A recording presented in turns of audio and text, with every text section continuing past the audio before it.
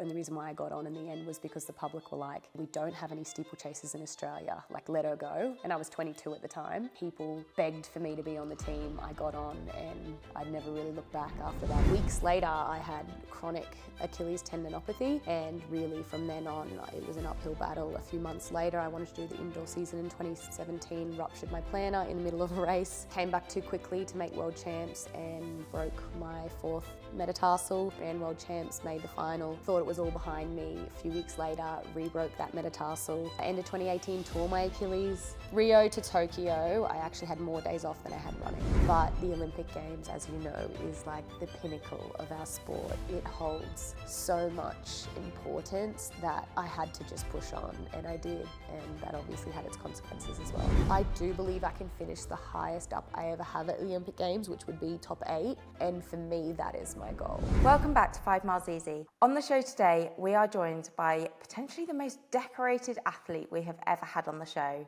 I'm out here in Font-Romeu with Genevieve Gregson, 3 times Olympic finalist, 2 times World Championship finalist, the Australian record holder in the 3K steeple, and now preparing for the Paris Olympics, where she will be representing Team Australia in the marathon. Jen has such an incredible story. She's had a really long career full of incredible highs, really low lows, and she's now made the most amazing comeback after a potentially career-ending injury in the steeple and turned her attention to the marathon, where she is absolutely smashing it. Wow, a 4-time Olympian is just so impressive and very rare. It must have been so interesting having that chat with Jen, especially as you're both going to be lining up at the start of the marathon together. So did you get any inspiration and tips from her, with her being so experienced? Yeah, definitely. And I've been lucky enough to run with Jen out here a bit. And it's funny, in the marathon, I think, yes, I'm lining up against her in some respects, but it just doesn't feel like that at all. I think especially in the marathon and at the Olympics, you're there for yourselves, and it's really just a race against the race. So it's been amazing to hear about Jen's experiences of all her Olympics, and she truly has had just the most incredible career. She gave me lots of tips. Her first Olympics was London 2012, 12 years ago, and she actually, without spoiling too much of the episode, had a bit of an interesting qualification process for that. But she was just 22 at the time, which blows my mind how someone that young deals with that much pressure. But we get into all of that in the conversation, so I won't spoil too much there. I can't wait to listen to it. And you've recorded this out in Font, but it's your last day there. How are you feeling about going home? What have you taken away from the last few weeks of training, and what will your focus be when you get back? It is my last day. I am very sad to leave, I have to say, and I think coming back to London is going to be a real adjustment, because the mountain life and the training camp bubble has been very nice for the last 6 weeks. But yeah, I'm incredibly lucky to have done it, so no complaints. It's been a really good camp. The training's gone really well, and I honestly think it's been just a great place to prepare for Paris. There've been lots of hills. On all the easy runs, it's kind of always a bit hilly, so it's actually just been a great place to kind of adjust to that level of effort. And of course, with the altitude, it makes it even harder. So at this point, I am 4 weeks out, which has come around terrifyingly quickly. It's so funny, in a marathon block, I feel like at the start, you always feel like you've got so much time. And when I was starting the block back in May, I thought, oh my God, this is such a long time to Paris. I've got ages to prepare. I really need to be careful and structure it and build up slowly. And then suddenly I'm 4 weeks out. I've done most of the work, and I've basically got 2 weeks of training left before I head into the taper. I'm glad you feel that way as well, because that always happens to me in a marathon block as well, with thinking you've got so much time and suddenly, yeah, you're 4 weeks out. I hope everyone feels that way, because I don't know how the time goes so quickly. I know, it really creeps up on you, and I think the next 2 weeks is really just about not letting it get to you, not panicking, and just keeping everything consistent. Like, most of the work is done. There's not huge amounts you can add at this stage. It's just kind of, my coach says it's time to put the icing on the cake.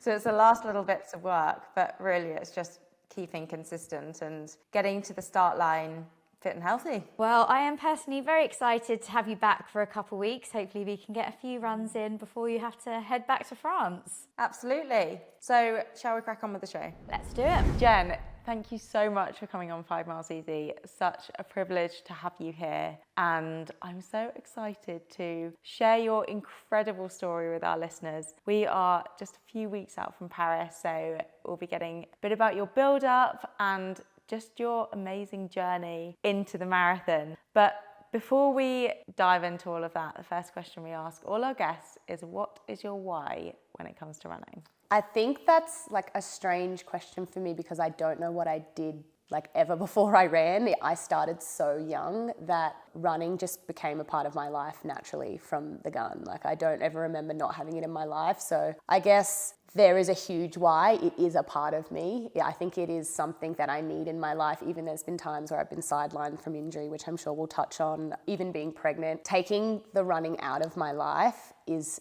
such a strange experience for me because it's been so ingrained in everything that I've done for the last 35 years. I guess it's my mental health. It's what I do to relax. It's what I do to be intense. It's what I do to focus. It's kind of everything in one little package for me. And I think that's why running is so addictive, you know, to the recreational or to the, you know, elite athlete like ourselves. It is something that has something to offer to every single person in every walk of life. So my why is just, I need it to be the best version of myself, and I think that's why I love it so much.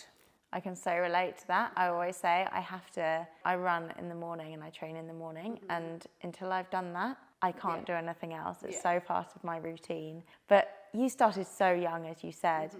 How did running start for you? It was really just, a natural progression. I have 3 brothers and we're all a year apart. I think I spoke to you about it on a run the other day. My mum had 4 babies in 4 years, which is wild. And I think she honestly needed an outlet of us like out of the house and out of her hair. So we were all enrolled in Australia. I don't know if Great Britain has it, but Little Athletics. So it's kind of the first introduction to athletics that you can ever have, and it starts I think at the age of 4 and goes to maybe like 12 or 11, and they have, you know, like a lot of field events, different sorts of running events. I think it goes up to 800 meters. And my brothers and I just started there. On every Friday night we would go and compete in Little Athletics and do all the events. And for me, I was just so bad at jumping or throwing or anything, even sprinting, but I loved to do the longer events, and it just kind of progressed from there naturally. I moved to school where you had to start running cross country. It was actually compulsory at our school. You had to run. I mean, you could walk obviously, but I would win a race accidentally and get really excited. And then, I joined a little running club at school, and just things kind of escalated from there. And I guess as a kid, when you find that you're good at something, you become so obsessed with it. And that was me. You know, I played probably 5 or 6 different sports, but I was so unskilled. I was just very aerobic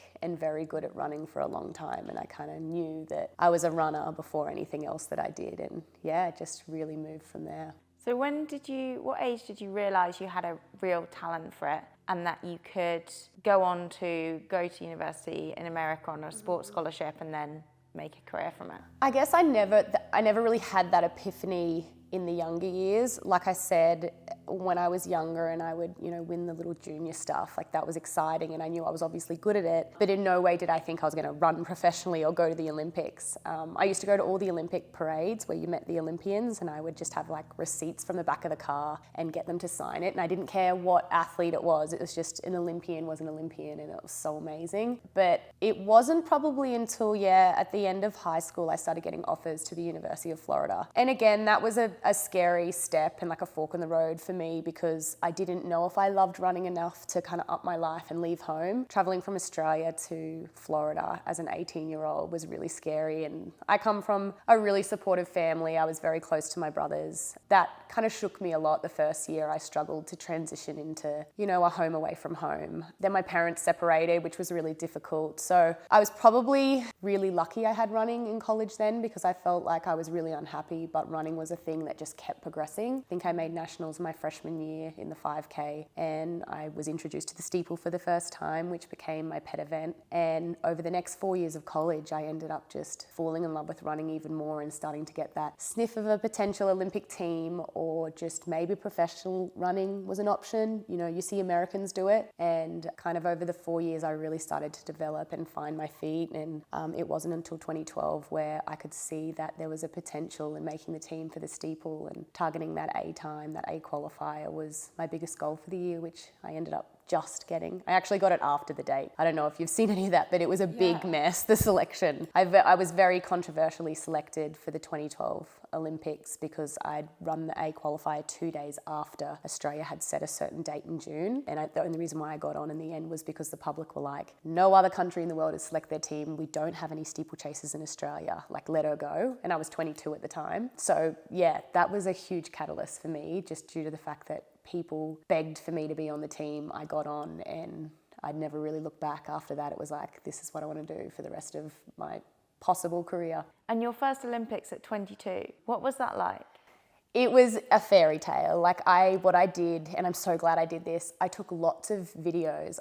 I don't think we had video phone back then. I had like an actual camera. And I took so much footage of just like monologues of me in the village and stuff, of just expressing how I was feeling and what I was seeing and the people I was meeting, because there were like celebrities in the village. I'm so glad I did that, because now going back to a few Olympics now to go back and actually see what it meant to me as a 22-year-old and see the impact it had is so special, because it was like kind of, that's when the fire started burning in my belly, that it was, you know, something I really wanted to do. And it was just this spectacular moment. I went to the opening ceremony, I went to the closing ceremony, I did everything. I went to as many parties as I could in the village. I went to all the kind of hospitality houses that they had with all the sponsors. I did it all. I got knocked out of my heat, but I did run a PB, so I had a really great experience, and I actually ran on my birthday. So my heat was on the 4th of August in London on my birthday, and I had all my family there. So it was just this packaged up perfect moment of my career that to this day I'll never forget. It was really special because I feel like I was just a baby then. Yeah, and were you pro at that stage?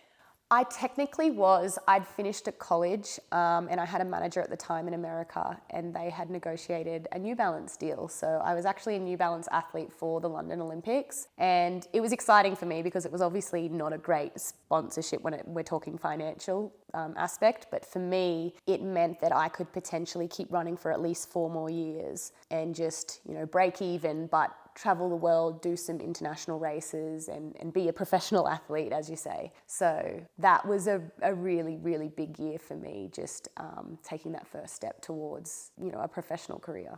And you said earlier about you weren't sure when you moved to the US how you would deal with the intensity of it and whether you loved running enough to make it a pro career.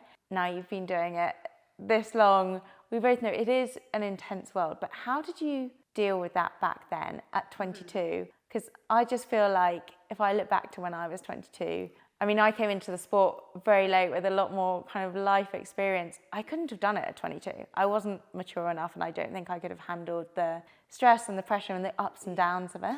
I think that was exactly what it was like. I think as an 18-year-old, when I first went to college, I was so overwhelmed. The first 6 months, I didn't make a single friend, but on purpose. Like, I wouldn't leave my dorm. I didn't, you know, mingle with the team. I didn't take up offers of people trying to be nice and help me settle in. I was the new girl. I honestly sat in my dorm room and like Skype called my home constantly, being like, let me come home. Like, I was so sad. I just wanted to come home and be, I used to say to my parents, I just want to be a normal kid. I don't want to do this. Like, you know, why does running have to make me unhappy now? And that's where I kind of questioned whether running was something that I wanted to change my whole life for. And it was me just being scared of the unknown, because 6 months later, my running really jumped and I started running PBs and really enjoying the whole experience. I mean, college is awesome. It's essentially being a professional athlete, but easier, because the whole experience, you're put up, you're given food, you're studying full time, but the academic advisors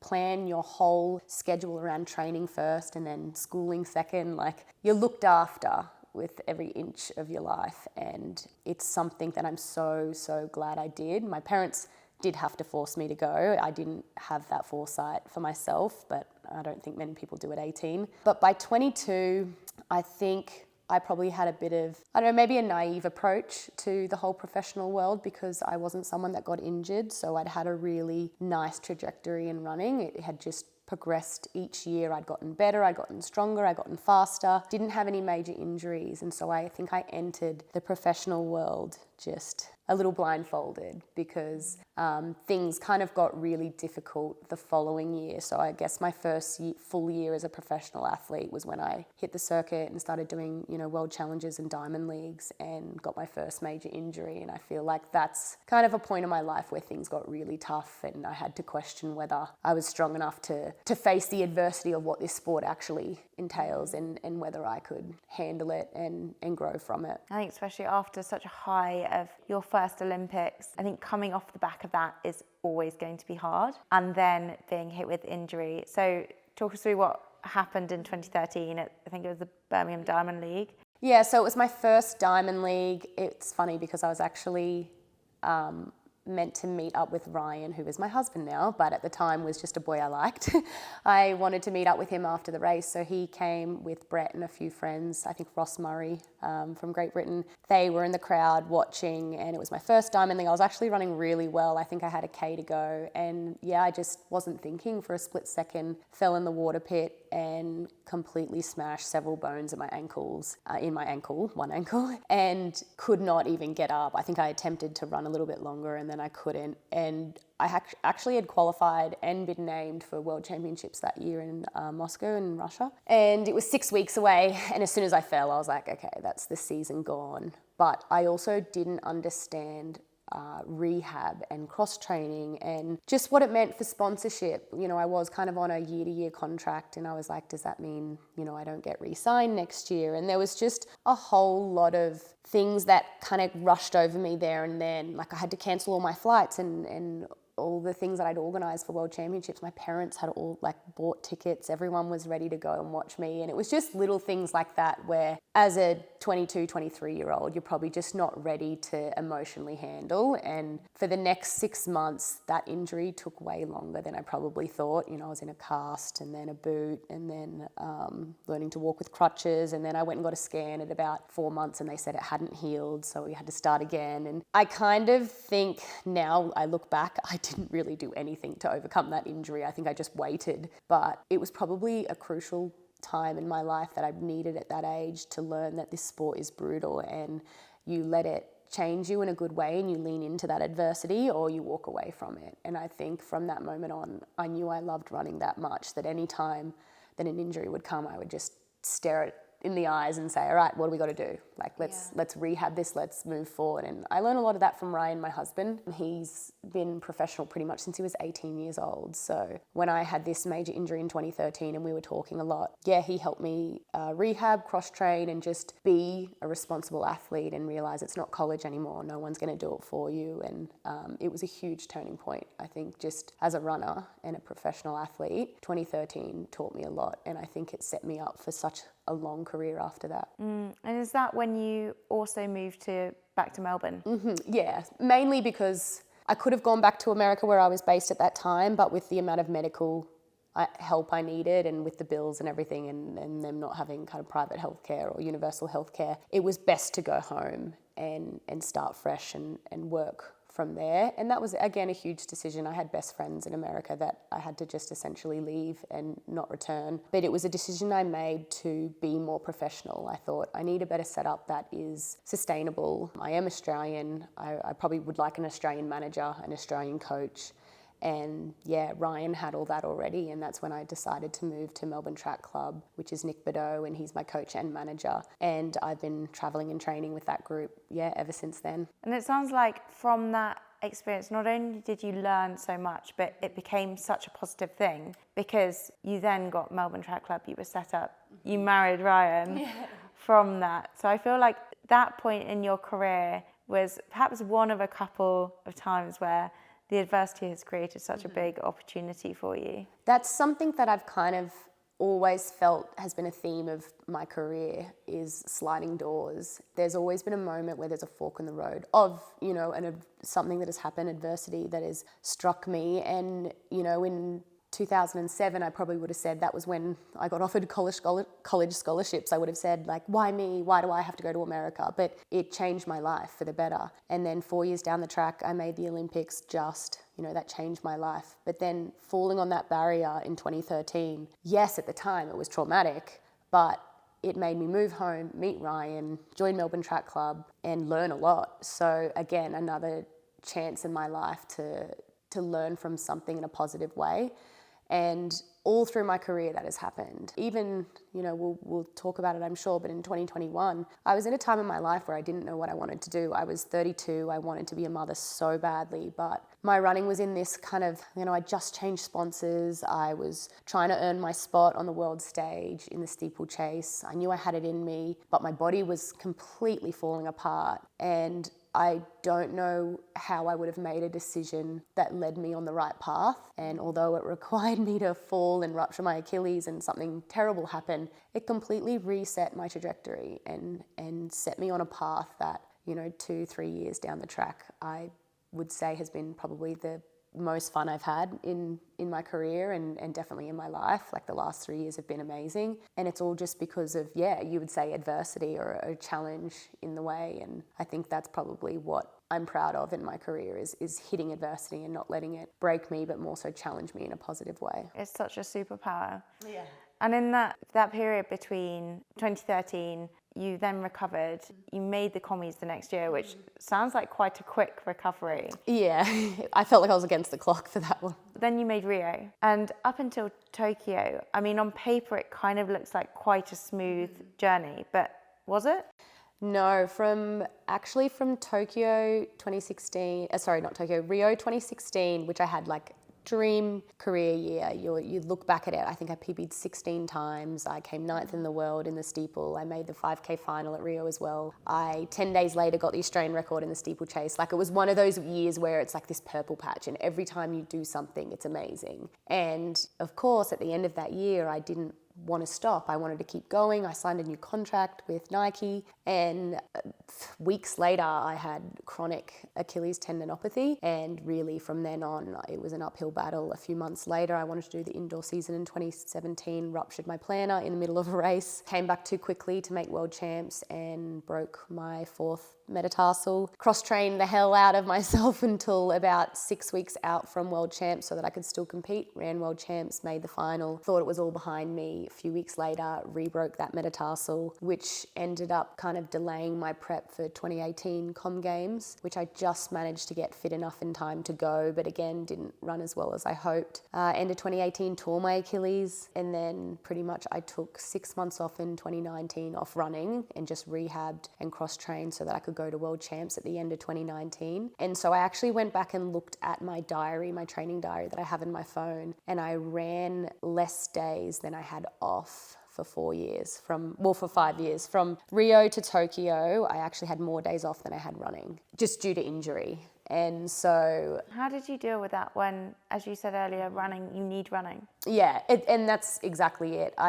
I would always be in a really hard place mentally when I initially did an injury. I'd be angry at myself that I did it. I would think of all the things I could have done to avoid it, because essentially it's yourself pushing yourself too hard. I saw all the warning signs and I ignored them, especially with my injuries. When I broke my metatarsal, I saw it coming. When I ruptured my plantar, I saw it coming. The tendinopathy in the Achilles was building for years, and I would be so down on myself when I would get the scan or be told the result, and I would take a day or so to kind of grieve the injury.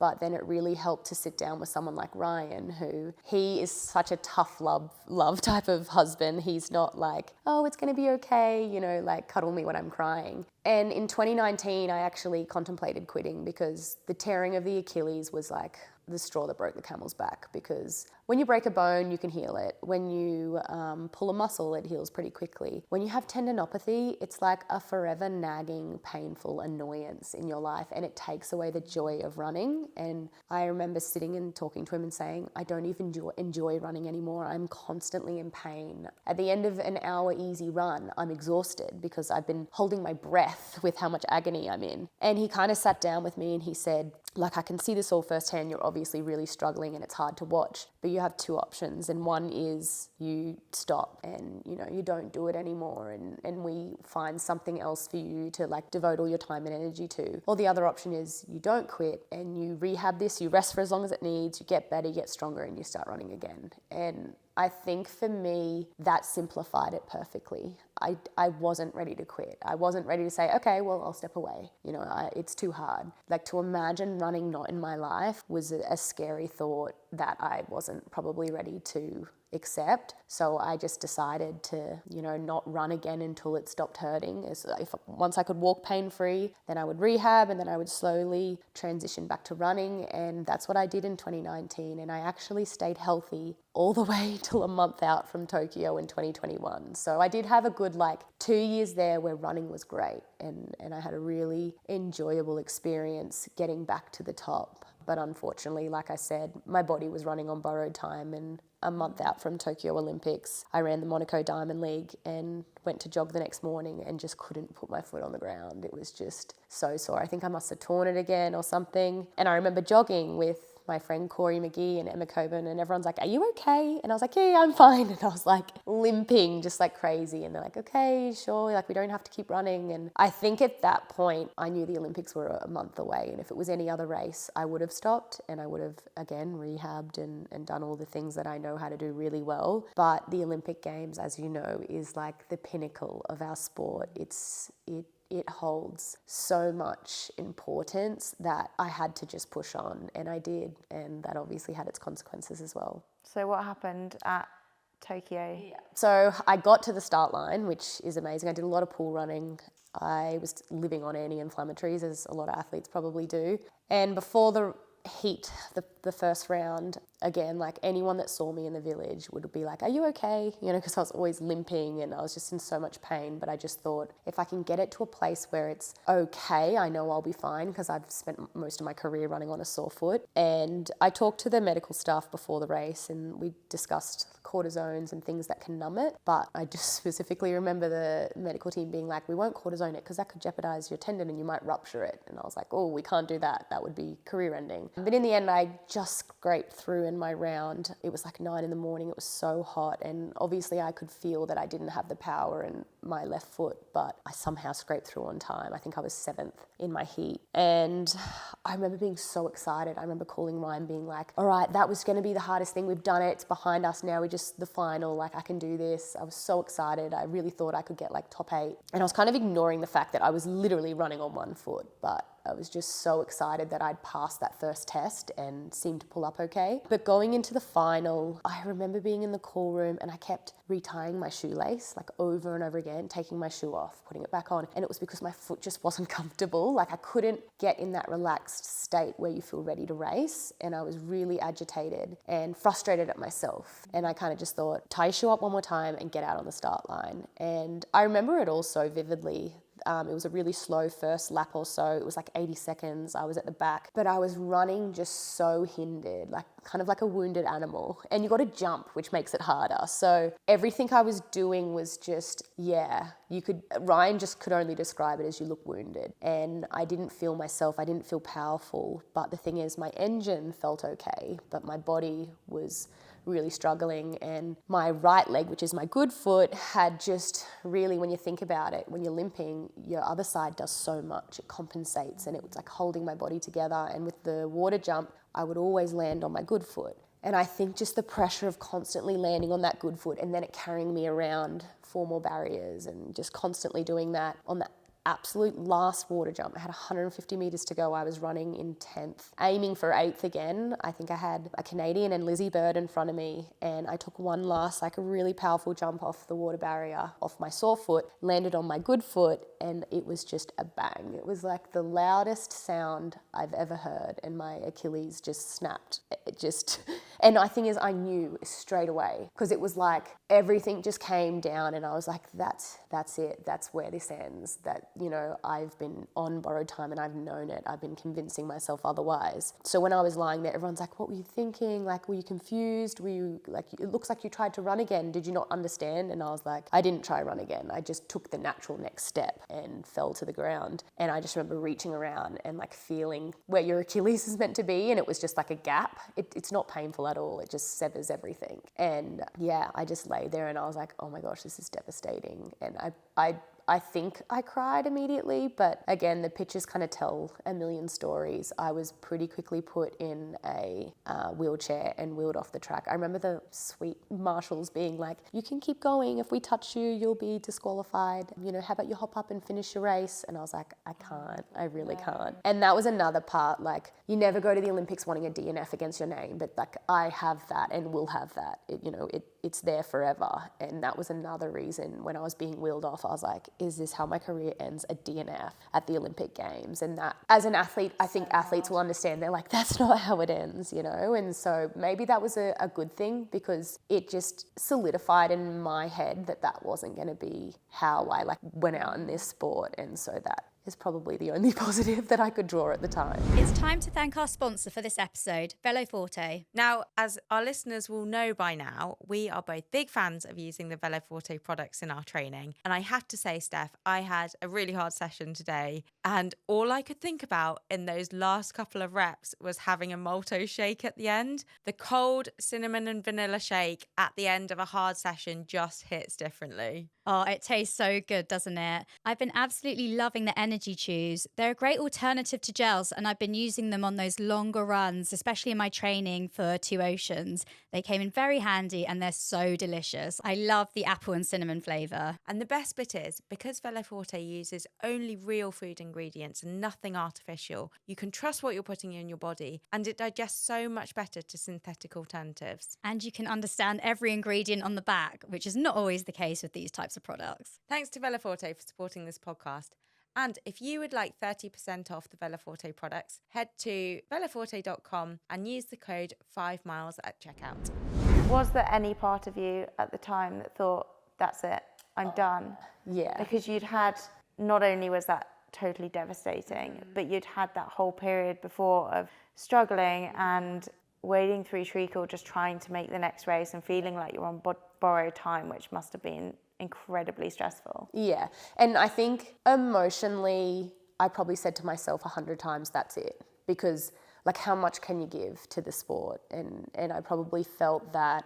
And a lot of people I hear say this, especially distance running, the rewards are so few when you match it up to what you put in, and the heartbreak and the upsets or the bad days or the bad sessions, just anything. And I think probably my first few thoughts, whether it was to Ryan or to myself, was like, no, like, if you thought you didn't have a sign before this, here's the sign, like, you're done, stop. I think also as an athlete, I thought a ruptured Achilles, like as a steeplechaser, you're not really coming back from that. So I would say initially, of course, all the thoughts of that is how it will end. And even if I did over the next few days talk to Ryan and we started to find that momentum of motivation where it's like, you know what, we can come back, I can do this, I'm not ready to quit. You know, there's going to be a hiatus of no running, but you know, maybe I can get stronger and change events and do this and that. But even then, I think I'm saying it,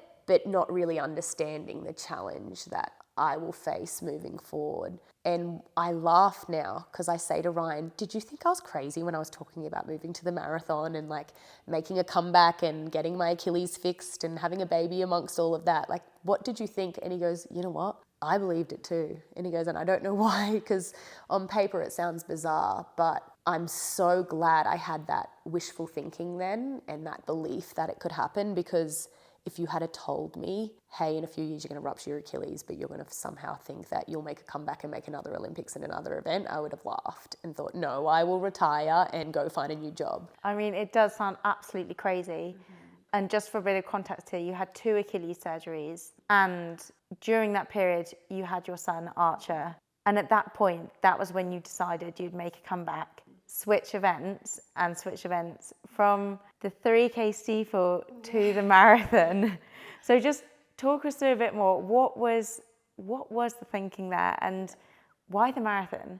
Such a different event. It is.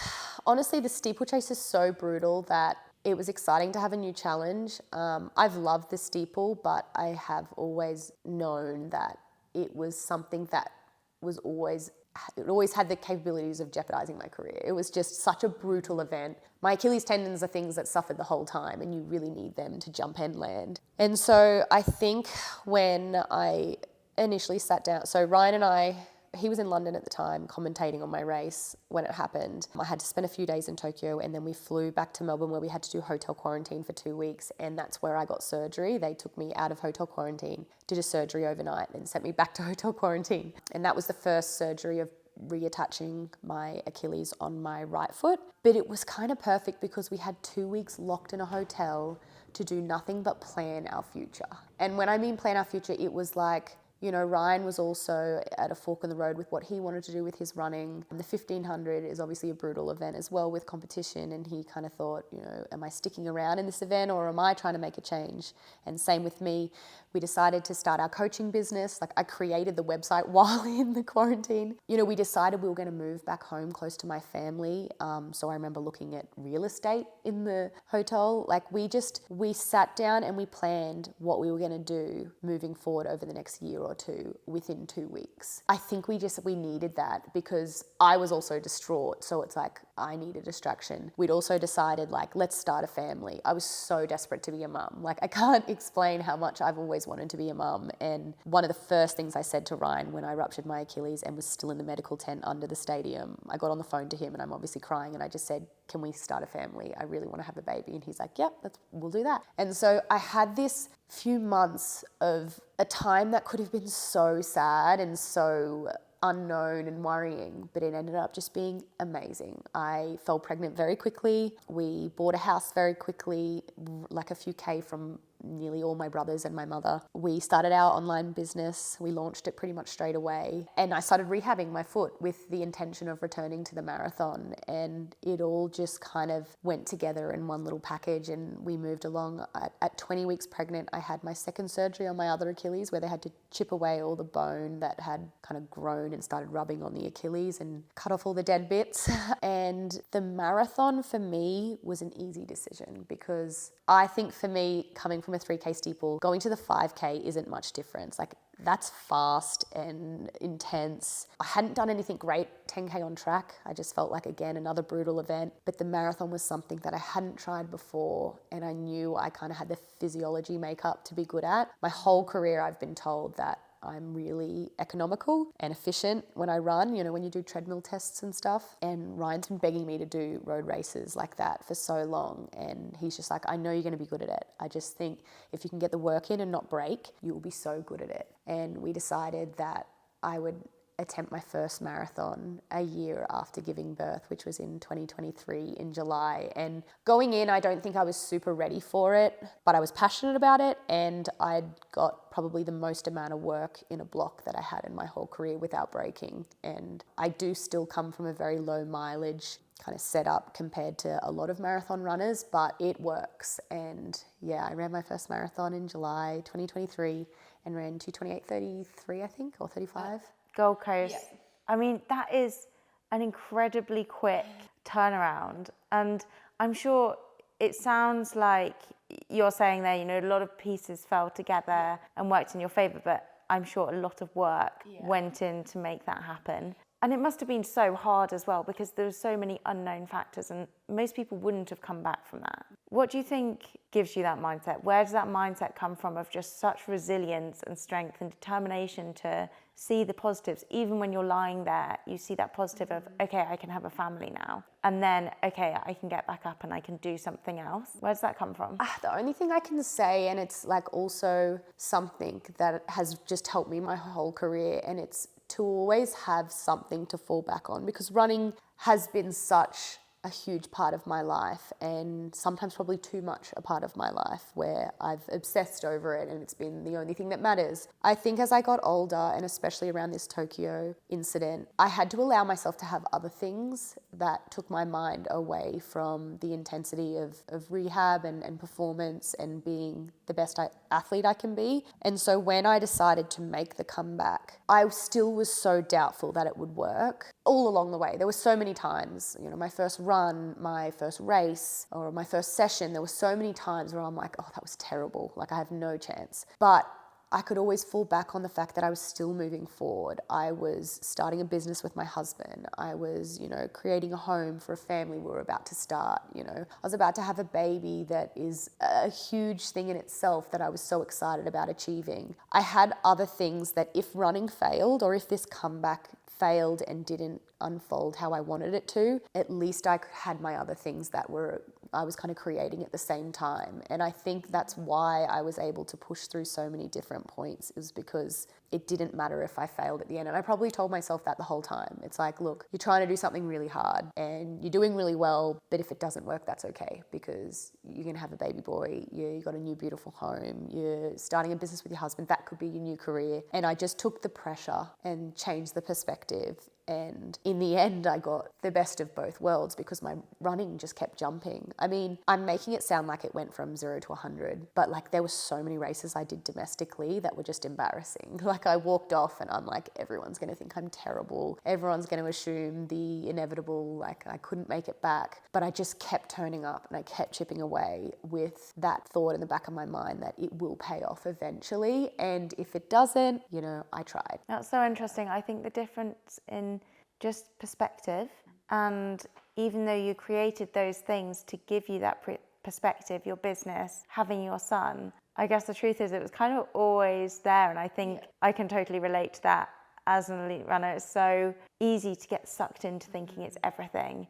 And you saying you turned up to race and thought it was embarrassing. The reality is no one cares, no one remembers it. And everyone looks at you now thinking it's incredible what you're doing, and you came back so quickly. I mean, I look at your progress and I think, like, how on earth has that happened? So everyone else only sees kind of the highlights. It is crazy, because that is so true. The amount of times through my whole career where I've had a race at a diamond league and I've come dead last and I hide in my hotel room. I don't go down to the breakfast, I don't go down to dinner, because I think, people are laughing, or people are looking up results from home and being like, oh, Genevieve's washed. You have all these thoughts that people actually care, but they really don't. And at the end of the day, they only remember the really special moments that are incredible. And in the last 3 years, there have been a lot of terrible results, but the only ones that we talk about and we highlight are those special ones that I managed to achieve. And I think that's also the nice thing about our sport, is you're remembered for the great things you do and not necessarily those bad ones. Absolutely. And one of those was the Gold Coast Marathon and then Valencia. So Gold Coast Marathon you ran in July 2023? Yeah, 2nd of July. And then just a few months later, you came into Valencia and ran 2:23:08, which is just mind-blowing. Your second marathon, and so that must have been 18 months after having your son? Yeah, he was 1.5, yeah.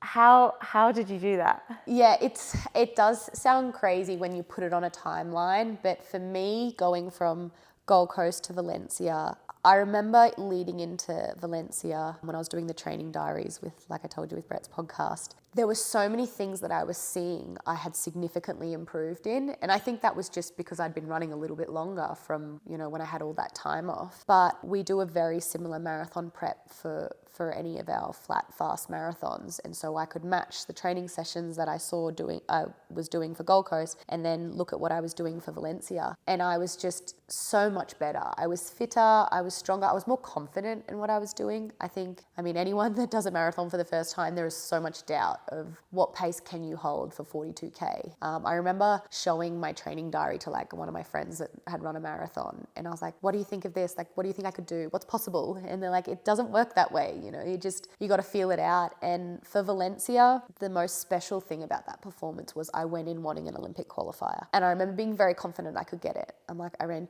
2:28:30. I wasn't even trying to run fast. I know I can run 2:26:50. I have that in me. How much faster? I have no idea. And I remember talking to my coach and saying, what do I aim for? Like, I have no idea. And another girl in our training group, Izzy Bat Doyle, she was racing, so was Eloise Wellings, and so was Lisa Waitman. We actually had like a full contingency of Aussies, and it was considered a selection trial almost. Unofficially, it was like there's kind of one spot left. Whoever crosses the line first will get it. And a lot of us are friends, so it was like, may the best man win. Like we didn't really like put the pressure on each other because we were all training partners. But I remember Izzy coming to me the day before and saying, I'm going with the 224 group. And I was like, you're what? She's like, yeah, I know I can do that.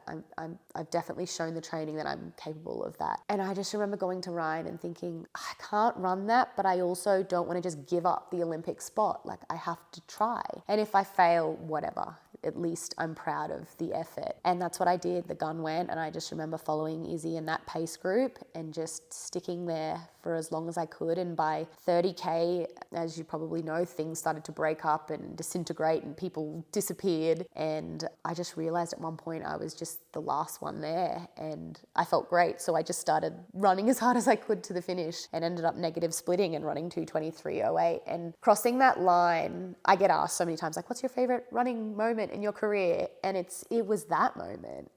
I've had so many leading up to that over the last 3 years, but that one for me was like crossing the line, looking at the time and being like, are you kidding me? Like that, and knowing that I'd beat the Aussies, for me that was like a secured selection in my head. I didn't know how the selectors would look at it, but I just thought it was such a strong, powerful run, and potentially my Paris qualifier. You kind of look back and think, wow, now you're remembering like all those moments, all those like, so worth it. Oh, so worth it. Like sitting in the pit being like, what now? It was just, yeah, it was part of the journey really. And do you think you would have run so fearlessly and gone with that 2:24 if you hadn't had everything before to give you that perspective and I guess the lack of fear to do that? I think so, because at that point I'd thrown so much into this comeback and making Paris that my coach had also said, with the marathon, you don't just keep trying. You pick a race that you want to count and you make it count. And so it wasn't like, oh, if I don't go well today, I'll have another shot. It was like, this is it. And so that's what I also love about the event, and why I feel like I was drawn to it and made for it, is I want to be that all or nothing person. I do want to throw it all out there. And I think because I'd had that journey, as I'd explained, over the last 3 years of, you know, I'll put everything into it, and if it doesn't work out, that's okay. That does give you confidence to get on race day and think, like, we're sending it today and it doesn't matter what happens. And sometimes that can be stupidity, like doesn't always come off as brave. But in this event, I think you can also manage that feeling of what is silly and what is manageable. And with the marathon, in the two that I've done, I just found that I have a really good sense of what that is. And that's kind of why I had such a great experience, I think. And what about your build-up whilst also being a new mum? Mm-hmm. How did that work, and how did you get back to running so quickly after pregnancy as well? I think it also has a lot to do with what I said to you. It was almost the monkey off the back sort of thing. I wanted to be a mum so bad, and then when I got to be a mum and I had my baby and I felt like I'd accomplished that huge goal in my life, I just was happier. I ran for fun and enjoyed it and didn't, you know, look at my splits and think, oh, you're a bit slow average on that run. It was just like, go out for a run when you've had a terrible night's sleep, and it's, you know, freeing. For about 6 months, it wasn't about performance. It was about, you know, being at home for Archer, mothering, and then going for a nice run to soothe my soul, sort of thing. Like, I didn't put pressure on myself to be this elite athlete. And that can be a really hard balance, I think, for mums that are athletes, is knowing how to find that balance between how hard you need to push yourself when you're probably not in the best state to be pushing yourself, because it's exhausting. And I mean, you've probably heard me over the last week, Font-Romeu has absolutely chewed me up and spat me out because we've tried to do a training camp without my mum, and it's so hard. You know, babies require a lot of time and attention, and I do want to be a really good mum before I'm a really good athlete. And so there are the times where you're completely strung out just parenting, and you get sick and run down, and then you're trying to head out for a marathon session. Like, it can get really tough, but it also gives you a strength, I think, you know, and it gives you a purpose. And I just think that I'm a better version of myself now that I have this little family of mine, and they come everywhere with me and we do everything together. That yes, balancing is hard, scheduling is hard, but it's also so much fun. Do you have to let go of the comparison between what your training looks like now and what your training looks like before Archer, when you had the whole day to Yeah, we kind of laugh at ourselves, Ryan and I, a lot, because we don't know what we used to do before we had a child and a business. We must have just watched infinite Netflix. But yeah, recovery is really hard. So, you know, you go out and you do your main run, and then you come home, and what we would normally do is eat, take a nap, do some gym, get ready for your afternoon run. Whereas now it's like, we do have our allocated training times that we try to like help each other really focus on, whether it's separately or if my mum's there helping and we're training. But when we come home, we can't be absent. Like, you know, we're Archer's parents. So when I come home, I do try to like focus on recovery if I can. It might mean like laying on the floor and reading a book together, or like playing with toys, but I can't compare that athlete life I had before being a mum to now what I have to do, because I'm a different person, like totally different. There's not the time. Training camps are far and few between. You know, we don't really have that time to be professional athletes, I guess. It's just But it's amazing, and I think quite reassuring, I'm sure, to a lot of people, to hear that it hasn't affected your performance. You've actually done better. You've had this amazing comeback and made another Olympics despite being a mum to a 2-year-old. It's funny, I was asked the question the other day. They're like, oh, so we just want you to answer, like, does becoming a mum make you faster? And I was like, well, it's harder, but it just changed. The best way I can explain it is, I think it just changes your perspective. And as we've touched on already, you're just so hard on yourself as a professional athlete because you want to do everything so perfect, and there's always room for improvement, and there's always more you could be doing. Whereas when you're a mum, you kind of simplify your like athlete life, I think, for the better.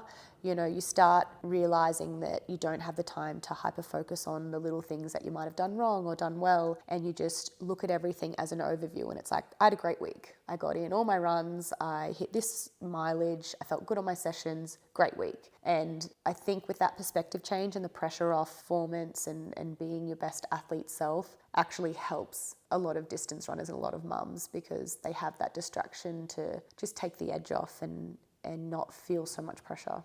And just to touch on your other teammates in the team, I just think it's incredible that all of you have kids. I think it's such a kind of almost landmark in where we've got to, because previously, you know, I think historically a lot of people thought having a child is kind of the end of your professional career.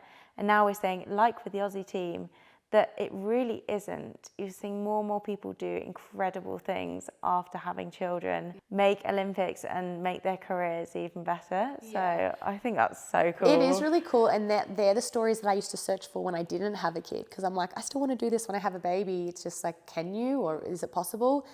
And I'm so lucky that in Australia, all the women that are on the team, so out of the 6 Olympic qualifiers there were this year, 5 of them were mums. And so then to be selected on a team with, you know, 2 other mums is so special, because, well, one, they're both mothers of 2, and, you know, I want to have more kids as well. So it shows that, you know, it's not like you just have to have one and that's all you can handle. But also they've all gotten stronger in their career as they had babies. Like in no way were they hindered by becoming a mother of 1 or 2 babies. And it's so special that I was given those role models before I had to do it. And I hope now, you know, we continue paving the way for more young girls that are coming through that might even be elite now in their mid-20s, but, you know, have that mentality like, oh, you know, we want to have a family soon, I'll have to quit whatever I'm doing. It's just not the case. And there's actually been quite a lot of mothers selected on the Australian Olympic team for lots of different sports. And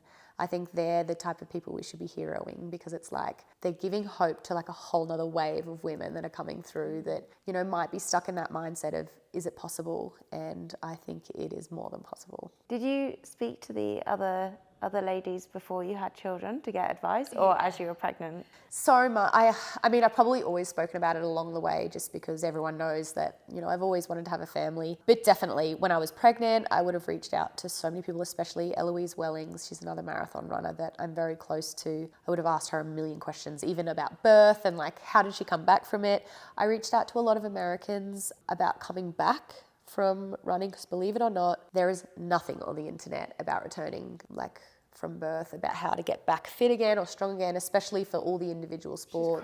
Crazy. And there's also not much about what you can do while pregnant. And again, like I was really lucky to work with women's health physio, and they help you with your pelvic floor and stuff, but they also can't say, oh yes, keep running 140K a week. Like no one can answer that question because no one actually knows. So I was also trying to like figure out what was best for me along the way, and then reaching out to people and finding their opinions of what they found and what they did. Do they have any complications? And again, I think it's just special to be an open book for anyone that asks. And I've had so many people ask me now that they're on that journey and they've seen that I successfully did it. But again, it's a hard one because there's so many variables when it comes to pregnancy and birth and stuff. And I just hope that over the next few years or decades even, that type of research is put together to help athletes, because there's going to be a lot more, I think, coming through.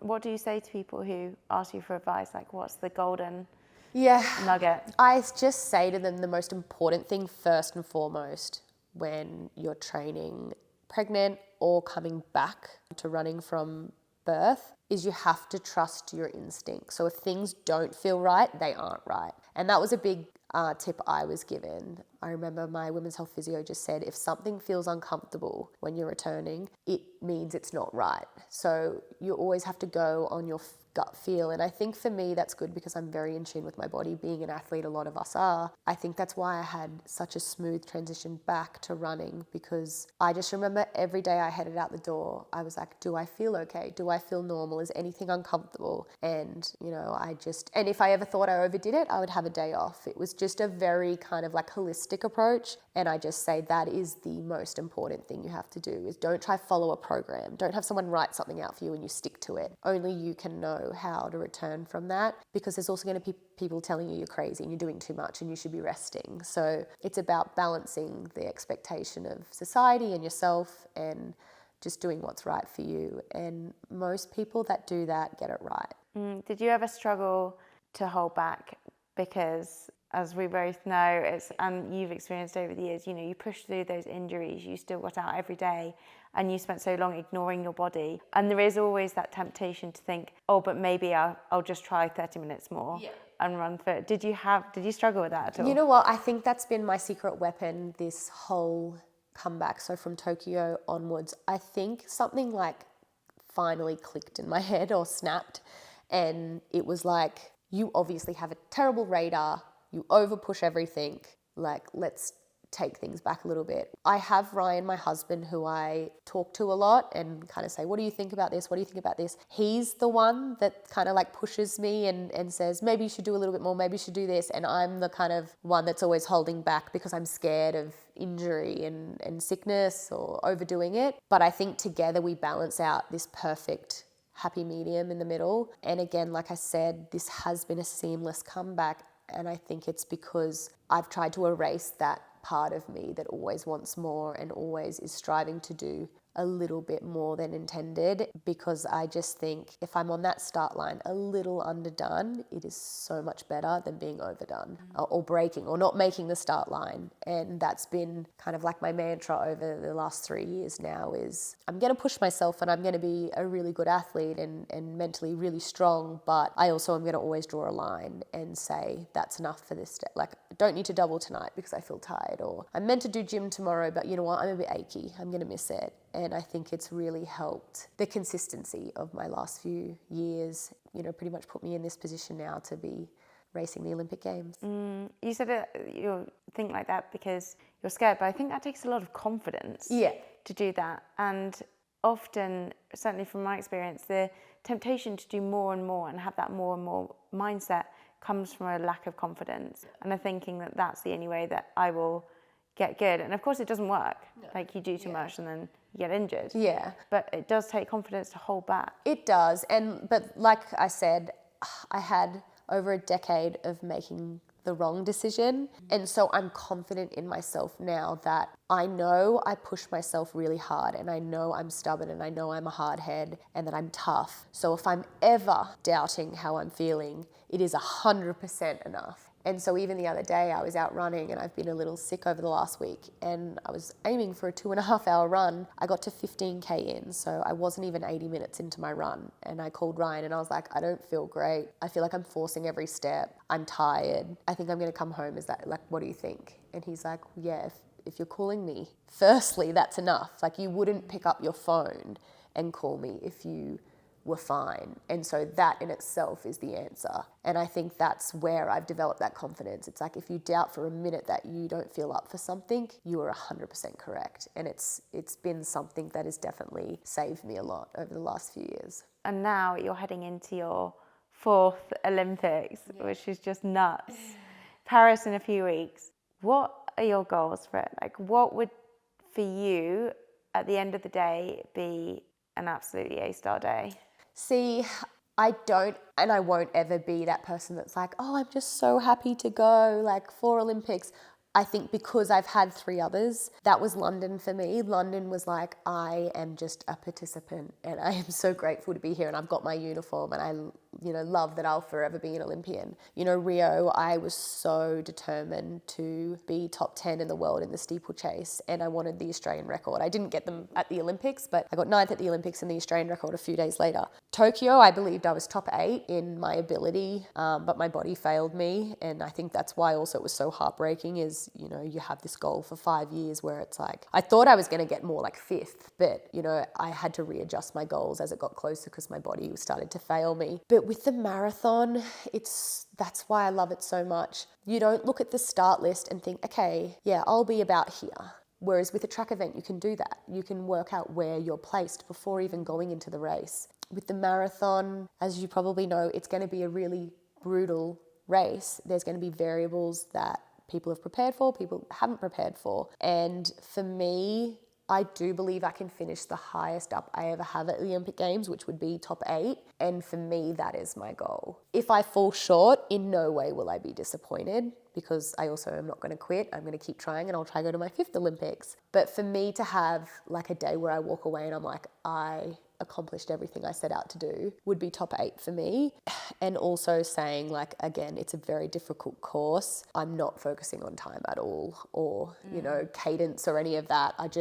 I want to be a competitor, and I want to make judgments out there that are the right decisions at the time, and whatever that is, it puts me in a good place to become a top 8. And for us at home, for like funding and everything in Australia, top 8 is seen as like a finalist. You're seen as a very top tier caliber athlete. And so I think that's probably why that's ingrained in me, that number. It's like top 8 is really special, and I would like to achieve that. I mean, that would be incredible. Yeah. But as you say, I think especially with the Paris course, it's anyone's race. Yes, exactly. Because you don't need to be the fastest on paper to finish top 8. It's so technical, it's going to be so tactical. Yeah. And there are going to be plenty of people on the start line who haven't had a good build-up, who aren't ready for it, or just don't have a good day. So it really could be anyone's. And that was me in Tokyo. Like, I lined up on that start line, and no one knew, but I wasn't ready. I didn't have the prep. My body wasn't ready for the work.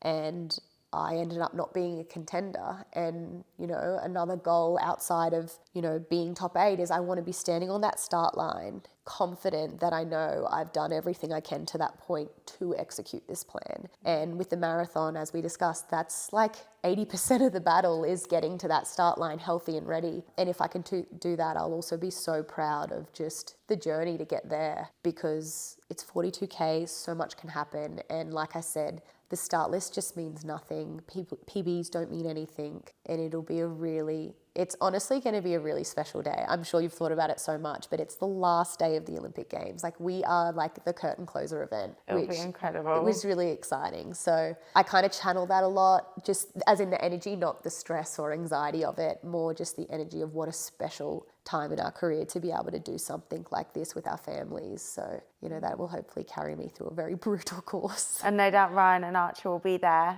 cheering you on. Yeah, I've actually asked Ryan to be on an e-bike because I want to see him everywhere, because in the last 2 marathons he's actually been at every station in case something happened with my drinks. But I think with an out and back course it's going to be pretty difficult for him at the Olympic Games, just with crowds and stuff. But either way, he'll find a way and I'll hear him somewhere. And I love that. I love knowing that my family are a part of this journey, and pretty much my whole family's coming over. I've actually been talking to them all day about post-Olympic celebrations. So, that would be so special. It would be really cool. How does your mindset with this one compare to back to your first London 2012? How are you different going into it? I'm so different. Maybe more so because in 2012, I almost felt like I didn't deserve it.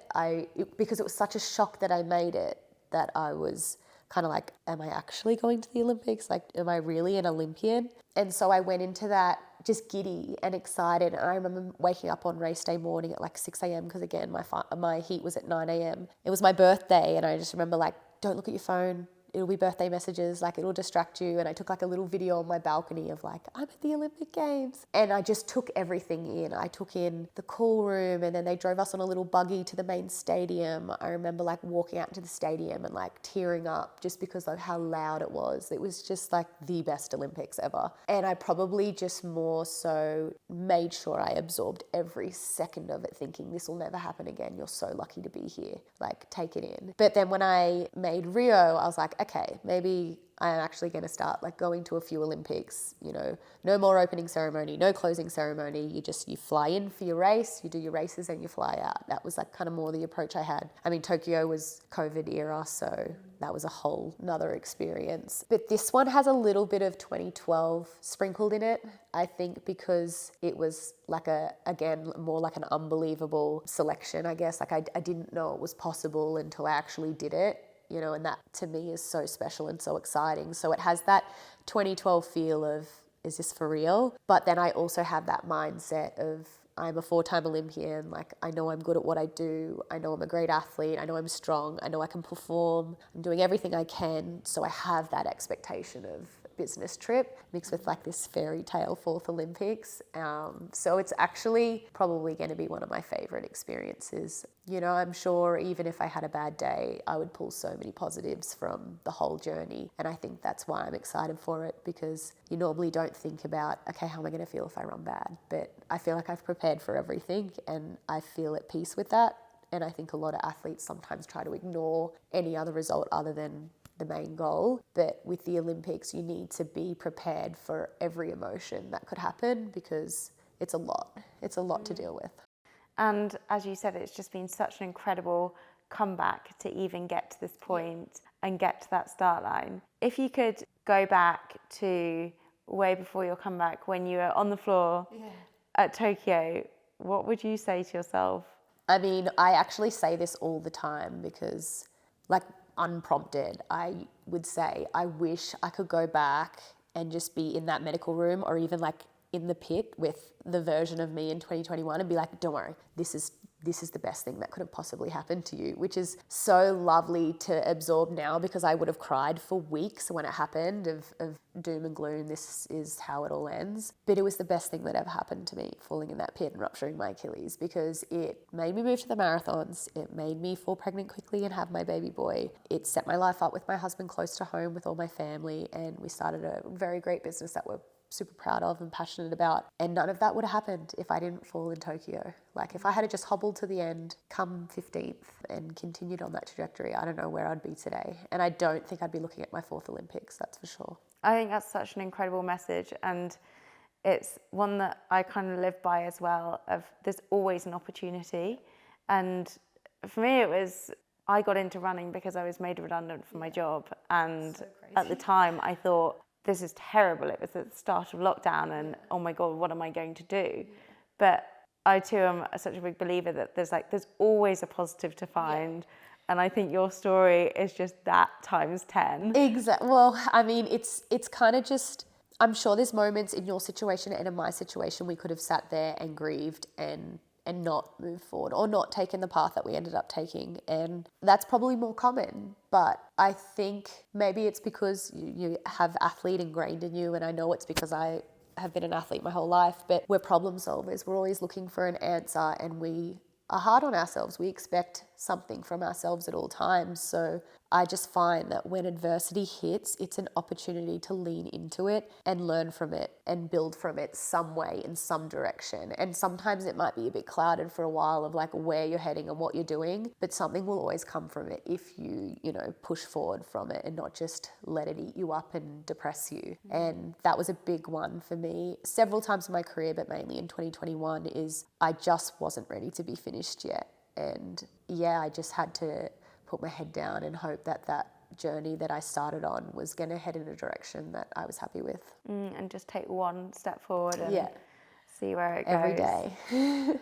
I feel like this last question is going to be the hardest to answer because you will have so many, but out of your whole career or in life generally, if you could give yourself a massive high five for one moment, what would it be? Yeah, I mean, I could say 2021, just like not giving up, because that has propelled, like I said, probably the best 3 years of my life. But I think where I probably need the high five the most, because I had the least knowledge and the least experience, was when I was 18 and my parents said, like, you go to college or you move out of home. Like, we're not supporting you if you don't take this opportunity. And it was just diving into that new world and being like, I think this is right and I'm just going to do it. And it did require me to be really unhappy for 6 months and really lost and not sure whether it was the right decision. But looking back now, especially as a 34-year-old, 35-year-old, if I hadn't have done that, I don't even think I'd be a one-time Olympian. Like it was the part of my career where I had to, for the first time, be a big girl and grow up and make decisions for myself and not rely on my family and my parents. And yeah, I think I should have got a high five back then when I was 18. I think you got a good high five there. That's a good one. Jen, thank you so much. It's just, thank you for having me. You've got such an amazing story and I'm so excited to be alongside you in Paris in the marathon in just a few weeks. It'll be so much fun. I'm so excited. And thank you so much for having me and helping me around the mountain. It's been, it's been a pleasure. It's been so fun. I just wish I could stay out for a bit longer and do the rest of the vlog with you because it's so nice here. But you will have an amazing time, especially when your mum comes to help out with Archer. I know, she couldn't come sooner. Thank you so much.